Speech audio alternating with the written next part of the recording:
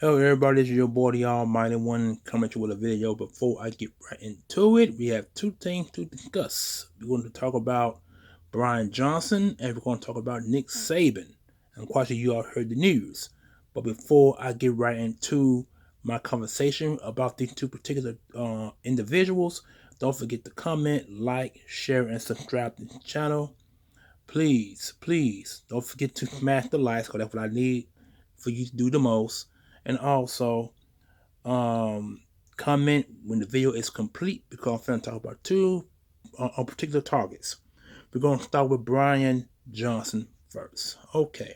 Now, Eagles fans, we are still a little bit ticked off about the offense the Eagles is running, and if and it's very in peculiar style. And what I mean by that is, I mean there's no motion in the offense. There's no no, I mean, there's no running back screen. There's nothing to confuse opposing defenses.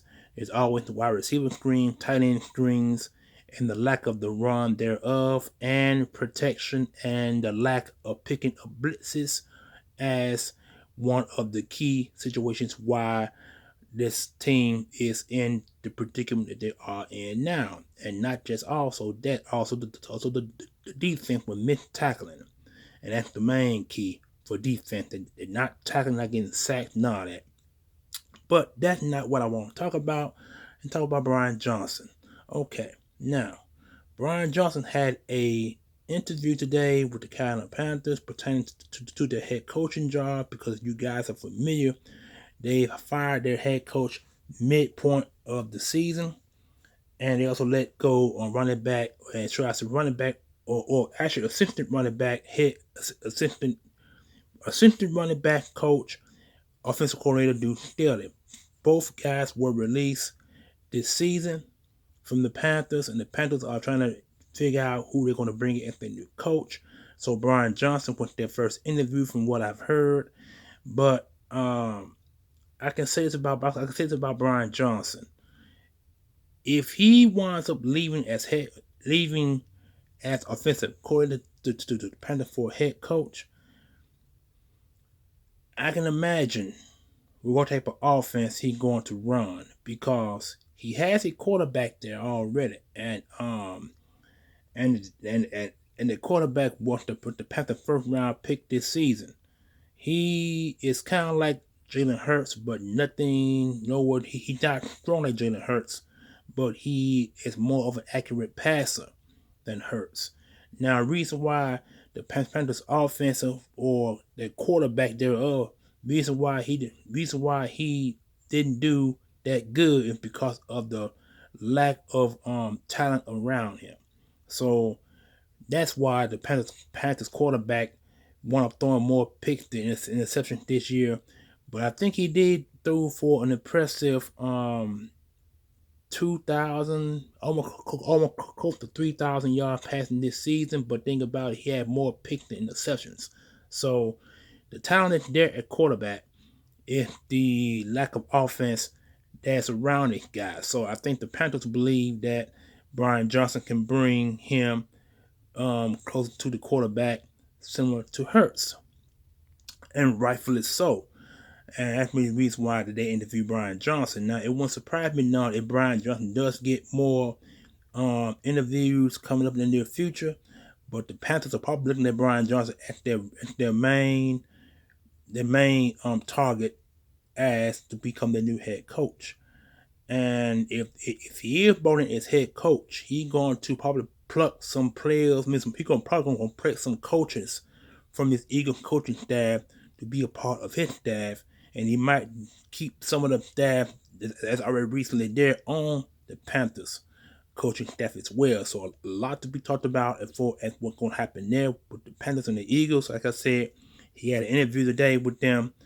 And I remember I also seen the reports, or should I say, I seen the media the Eagles had today, and they talked to Brian Johnson directly, and a couple of guys asked him about the interview process that he had with the Panthers, and he brushed it all aside and said that I don't want to talk about that right now. It's about the game against the Tampa Bay Buccaneers. You know what I'm saying? So he was asked twice about the interview, but he brushed it aside. So that what we stand for Brian Johnson concerned of becoming a head coach of an opposing football team in the near future. Will he get the job there? It remains to be seen. But I can imagine if he does go to a team that likes him well enough to bring him in as head coach. Remember now, the Cowboys tried to get him as offensive coordinator for their team, but the Eagles denied them that interview. So that's why he with the coaching staff with the Eagles now as offensive coordinator. And a lot of us fans are asking ourselves, should he have been offensive coordinator? A lot of us are asking that question. But again, that remains to be seen. But you can imagine what kind of offense he's going to run if he gets to the Panthers as their head coach. You can imagine. So a lot to be seen there. A lot to be talked about. We don't know. But until the Eagles get out of the first round or the wild card, for that matter, you only can interview them before the playoffs, or you got to interview them after the playoffs. That's how that works in the NFL. You can't interview them during the playoff process. It has to be before the playoffs kick in and after. That means after means loss or Super Bowl win for that matter. So that's why the Cardinals got penalized the way they did. They interviewed Jonathan Gannon during the Super Bowl process. That's why they were penalized. So I'm quite sure the Panthers did their diligent work of not interviewing no coaches that's part of the playoff process. Like I said, it got to be done after the playoffs or before. That's how that works in the NFL. So anyway, now enough of that. The next I want to talk about is Nick Saban. Nick Saban had decided to call it a coaching career. Yep, he's hanging up his bow tie. He is leaving the Alabama Crimson Tide. He's retiring today, according to reports on ESPN. He's retiring, y'all. I mean, it's hard to believe. This is a guy who has a very impressive college resume as far as wins and losses concerned. This is a guy who has won 8 national championships. He won 7 with Alabama, and he won. No, I'm sorry. He had. This is 6. Hold on. Let me see. Let me do this again. 1, 2, 3, 4, 5, 6, 7. Okay, yeah, right. I'm sorry. I said 8. He had 7 national championships altogether. He won 6 with Alabama, and he won 1 with LSU back in 2003. He has 7 altogether. This is a guy who has a impressive resume. He's with Alabama. He's 201-29 win-loss ratio. That's impressive. But overall together, he has a 292-71 winning percentage, which means the other 80 some wins is with LSU. Because he coached LSU for a long period of time. I think he coached LSU. I think 7 years, I believe, with LSU before winning a national championship there. I believe. I could be wrong. Let me see. Hold on. I'm wrong. Hold up. He was Michigan State's head coach from 95 to 99. He has a winning record with them. He has a winning record with LSU from 2000 2004, and then you got to remember he left LSU and went to Alabama, went to the Miami Dolphins, became the head coach there for 2 seasons, 2005-2006. He coached 2 seasons at the Miami Dolphins, because he does have NFL experience. And he went back. He went back to the college level, which was Alabama, in 2007. From 2007 to now, which is 2023, not 24, 23, because he called a career this year. So 23. He has a very impressive resume from his Michigan coaching days, his LSU coaching days, and Alabama coaching days. an overall record of 292, 71, and win loss tie ratio. He 15 and 17 in the NFL. So that's I think if he had stayed, I think if he had coached a couple more years in the NFL, he probably would have had a winning record there. Um, but his bowl record is 19-12, and tournaments 9-5. So all those are his college, his overall record, his bowl and tournament records are over 500 in wins, losses. That is impressive for a coach that has been to 7 overall national championship games, 6 with Alabama, 1 with LSU. Um, this is amazing. This is amazing guy who's calling the career, you know. But here's his annual salary, 11.7 million. He was getting that yearly. He became at one point his salary was the highest paid salary at the time. The other coach now that has surpassed that salary range, but he was still at 11.7 million. Is not bad for a year. That's not bad because coaches now getting paid. College coaches are getting pretty much getting paid as much as the NFL coaches. The NFL coaches get a little bit more. So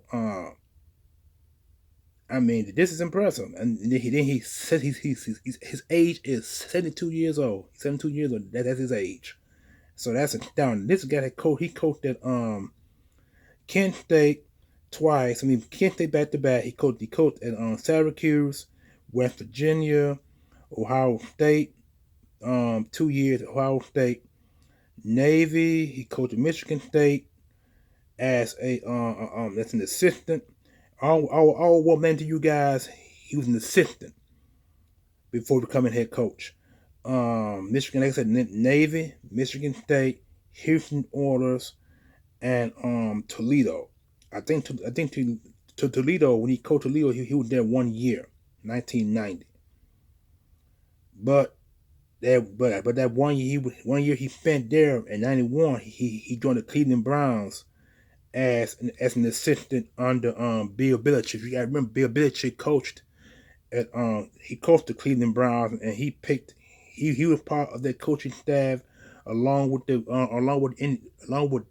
coach who coached Iowa, the Iowa Hawkeyes. I forgot his name is Kurt France. Kurt France is the former NFL assistant. He coached under Brian Belichick at Cleveland.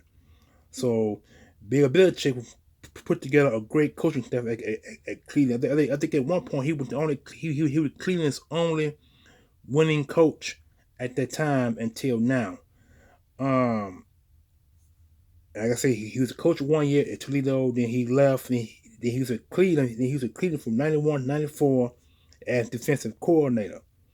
And then he went back to Michigan State as the head coach from 95 to 99. LSU 2004, where he won that championship the year before he left to go to Miami in 2005, 2006, 2 years there, and 2007 to present.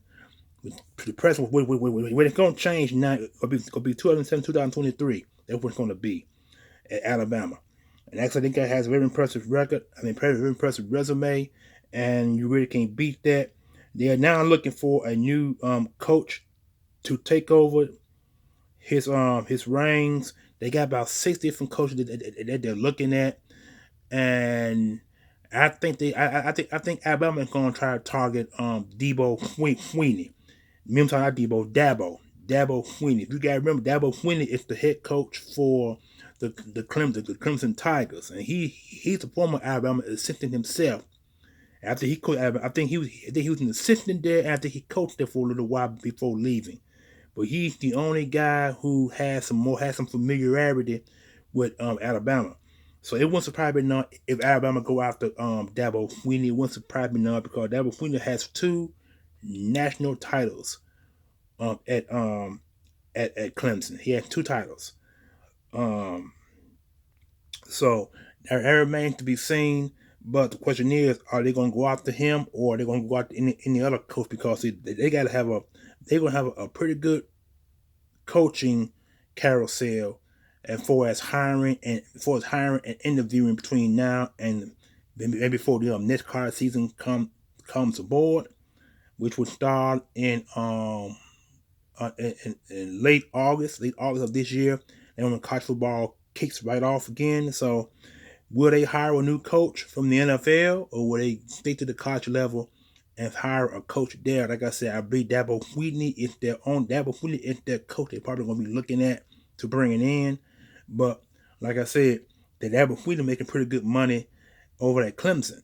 And so with Alabama throw a little bit more money at him to get him over there, because these college contracts now include buyouts, which means that if the Alabama go after Dabo Swinney and Dabo Swinney decide to come to Alabama, Alabama got to pay out his contract with them before he come to Alabama.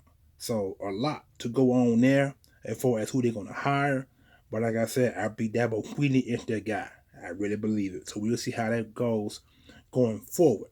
But anyway, okay, guys, thinking off now, what do you guys think about the news for today? Do you think Brian Johnson deserves to be a head coach of any team at the state of our offense and the way we're looking at offense, or or if the news impressive about Nick Saban and his retirement from the college level, which is Alabama? So let me know what you guys think in the comment section below. Please comment below. And again, I am out of here. You guys enjoy your Wednesday. Going to enjoy mine. And I am out of here. Peace.